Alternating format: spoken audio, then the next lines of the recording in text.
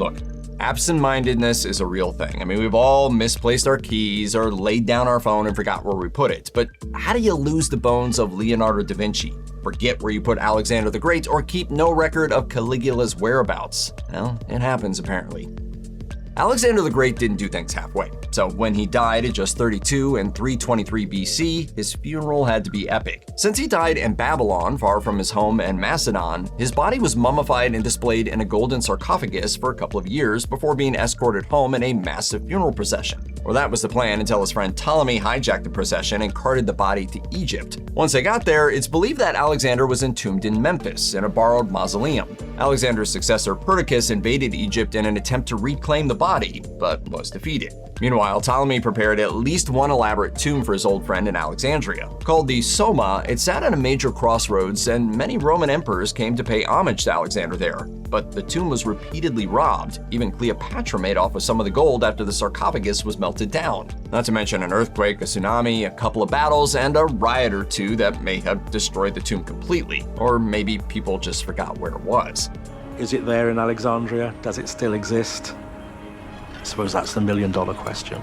For whatever reason, by AD 400, no one had any idea where the grave was anymore. And to this day, nobody knows what happened to the body of Alexander the Great.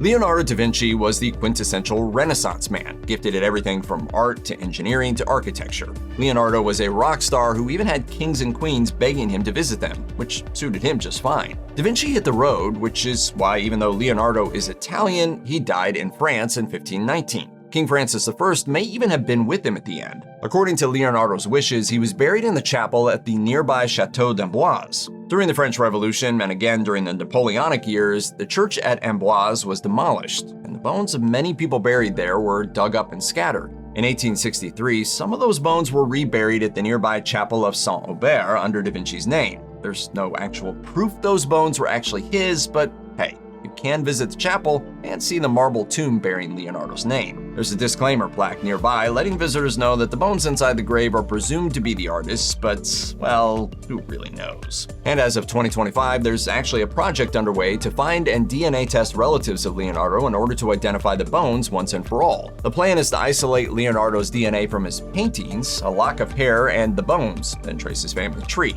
not just for identification purposes, but in order to study the origins of genius. Caligula was one of the most devious Roman emperors in history. He was mentally unwell, sadistic, and, shockingly, unpopular. If only all Rome had just one neck. No surprise then that he was assassinated in the year 41 AD at around age 28.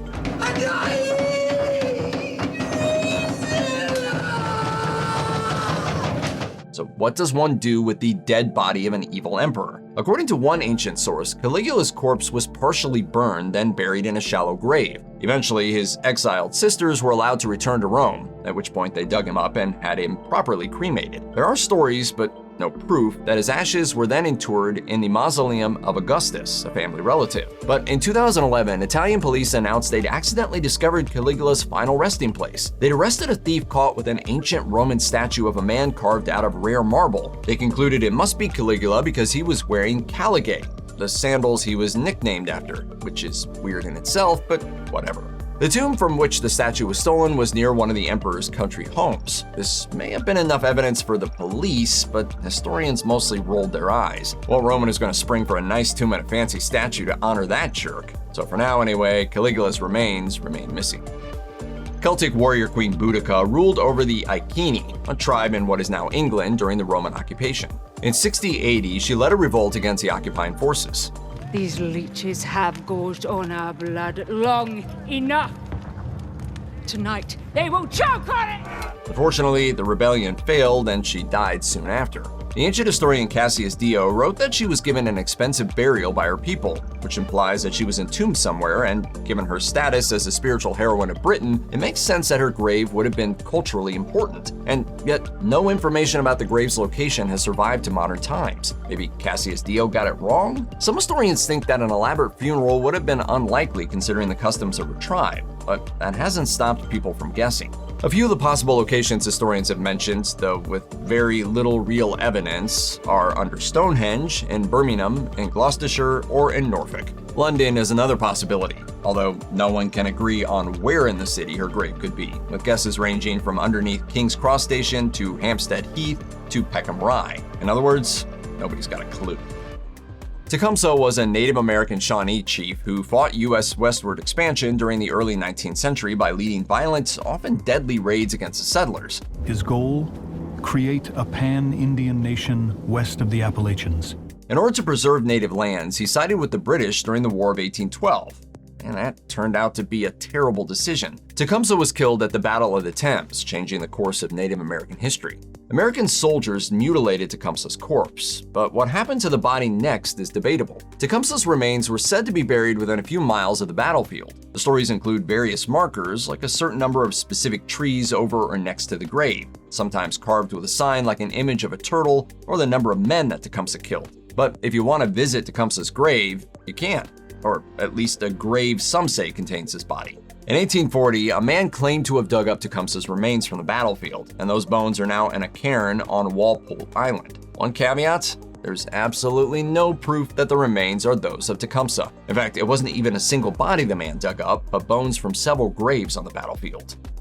In 1532, Atahualpa was riding high after winning control of the Incan Empire after a devastating civil war against his half-brother. Unfortunately, he never got to enjoy his victory. Almost immediately afterwards, Spanish conquistador Francisco Pizarro invaded. When Atahualpa refused to convert to Catholicism and submit to the King of Spain, Pizarro took him prisoner. Faced with death, Atahualpa agreed to convert and be baptized so that he'd be strangled instead of burned at the stake. The Spanish allegedly buried Atahualpa under the public square where he was executed, but there's evidence his people later moved the body. Because the next Incan emperor needed to be crowned in the presence of his predecessor's remains, it would have been vital for the continuation of the monarchy that Atahualpa's body be recovered. One theory based on something in the will of Atahualpa's son is that his body was brought to Maique Machai, although extensive archaeological digs have yet to uncover any evidence. Jacquetta of Luxembourg, born in the early 15th century, became Duchess of Bedford when she married a brother of Henry V of England. She was widowed at 19, but her husband left her enough money that she could pretty much do what she wanted. You may have whatever you want, if you will take the consequences. She married again, for love this time. Her husband was considered socially beneath her, but it must have worked because they had 14 children together. Despite Jacquetta's royal connections and her personal fortune, her life wasn't completely happy. She was living right smack in the middle of the War of the Roses, which meant the power in England swung back and forth between her family and her enemies. In 1469, she was accused of using witchcraft to ensure her daughter married the future King Edward IV. Jacquetta was imprisoned and tried using evidence that included small lead figures allegedly used as part of a witchy ritual. She reached out to the mayor of London for help and was eventually released. And by the way, her daughter did marry the future king. Jacquetta died in 1472. No known grave or tomb exists, and historians have so far been unable to find any information about where she was buried, although some believe it was where she lived, in Grafton Regis. Alfred the Great was the king of the Anglo-Saxons, all of them, which makes him the first king to unify the English. He fought off the Vikings, established London as the capital, and English as the language. But he seems to have moved around almost as much after death as he did during his lifetime. Alfred died in AD 899 and was buried at the Minster in Winchester, the capital of Wessex. But when a new, nicer church was finished a few years later, his body was moved from what was now called the Old Minster to the New Minster. But that wasn't the end of it. In 1110, the monks of the New Minster decided there were too many problems there, including the neighboring monks of the Old Minster, and moved to Hyde Abbey, bringing Alfred's remains with them. There they supposedly laid until 1538, when Hyde Abbey was shut down after Henry VIII created the Church of England so he could marry Anne Boleyn. Sometime during this period, Alfred's grave was robbed and his bones may have been put on display. It was thought Alfred's remains were eventually moved to St. Bartholomew Church, but tests on what were believed to be his bones showed that they were from hundreds of years later. A piece of hip bone found at Hyde Abbey in 1999 is at least from the right era and might be Alfred's or maybe his son's. The fragment had been dug up from the original burial site in 1999 and then simply left in a box in a local museum. As for where the rest of him ended up, though, no one knows for sure. Eric I of Denmark, also known as Eric the Good, was king for 8 years during the Middle Ages. That sort of seems like a short reign, but he managed to get around during that time. Eventually, he decided to make a pilgrimage to the Holy Land. This included a stop in Cyprus, where he died in 1103 and was buried. While medieval records indicate that Eric was buried in Paphos, no one knows where.